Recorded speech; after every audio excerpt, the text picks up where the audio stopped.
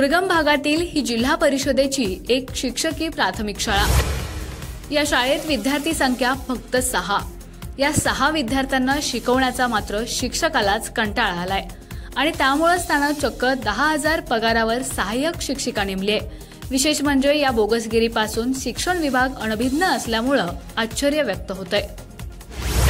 माण तालुक्यातील पर्यंतीच्या महादेवनगर या वस्ती शाळेत नेमलेले शिक्षक कधी तरच शाळेत येतात। त्यांनी शासनाची फसवणूक करत चक्क आपल्या कामासाठी सहाय्यक महिलेची नेमणूक केली आहे। ही महिला सुद्धा याच पर्यंती गावातील माहेरवाशीण आहे।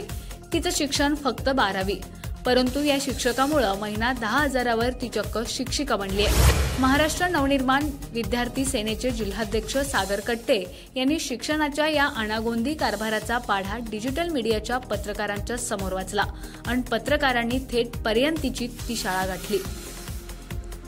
शाळेत विद्यार्थी होते, पण शासनाने नेमलेले शिक्षक मात्र नेहमीप्रमाणे गैरहजरच होते। त्यांच्या जागी त्यांनीच पगार देऊन नेमलेली महिला विद्यार्थ्यांवर लक्ष ठेवून असल्याचं पाहायला मिळालं।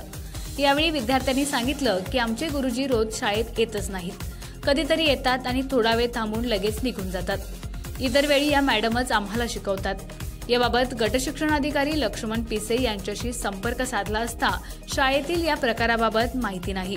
परस्पर शिक्षक नेमून स्वतः गैरहजर राहणे हे चुकीचंच आहे, त्यामुळे या प्रकरणी सखोल चौकशी करून संबंधितांवर कारवाई करू असं सांगण्यात आलं।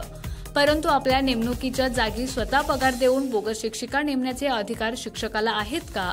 संबंधित शिक्षकाच्या गैरहजेरीत इतर शाळेचा एखादा शिक्षक वस्ती शाळेवर का नेमला नाही? संबंधित शिक्षकाला गैरहजर राहायचं होतं तर वरिष्ठांना का कळवलं नाही? असे अनेक प्रश्न या निमित्ताने उपस्थित होत आहेत। शिक्षण क्षेत्रातील या प्रकारानं मात्र सर्वत्र खळबळ उडाली आहे। या प्रकारामुळे झालेल्या विद्यार्थ्यांच्या शैक्षणिक नुकसानीला जबाबदार कोण? या प्रकरणाची वरिष्ठांकडून पारदर्शी चौकशी होणार का? संबंधित शिक्षकावर काय कारवाई होणार हे पाहणं आता औत्सुक्याचं ठरणार आहे।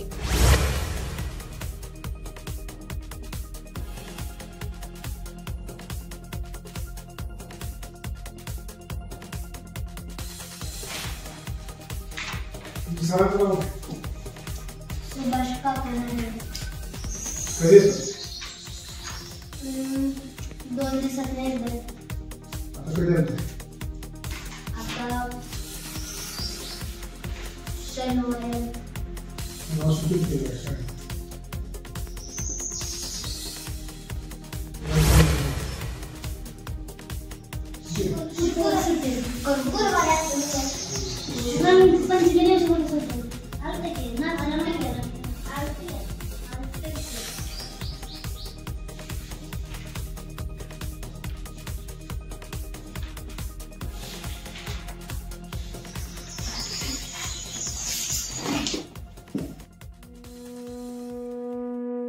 आमच्या खबर गावाकडची या चॅनेलला सबस्क्राइब करा, लाईक करा आणि आमचे व्हिडिओ शेअर करा।